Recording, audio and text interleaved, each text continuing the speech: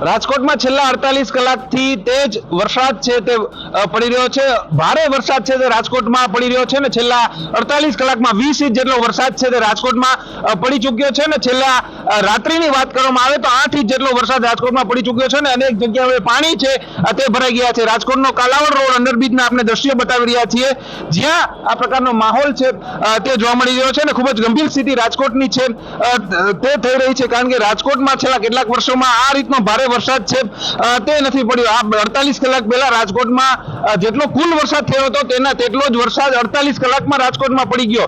જે તંત્ર દ્વારા છે તે લોકોને કામ વગર બહાર ન નીકળવાની પણ સૂચનાઓ છે તે આપવામાં આવી છે અને ખૂબ જ ગંભીર સ્થિતિ છે તે રાજકોટની થઈ રહી છે। રાજકોટના કાલાવડ રોડ અંડરબ્રિજ સિવાય પોપટપરા અંડરબ્રિજ છે, રેલવે જે રેલનગર અંડરબ્રિજ છે તે પણ આ રીતે ભરાઈ ચૂક્યા છે અને અનેક વિસ્તારો છે ત્યાં પણ ભરાઈ ચૂક્યા છે પાણી। લોકોના ઘરમાં પણ પાણી અનેક વિસ્તારોમાં ઘૂસી ગયા છે ને હવે લોકો એક જ પ્રાર્થના કરી રહ્યા છે કે મેઘરાજા હવે ખમૈયા કરે।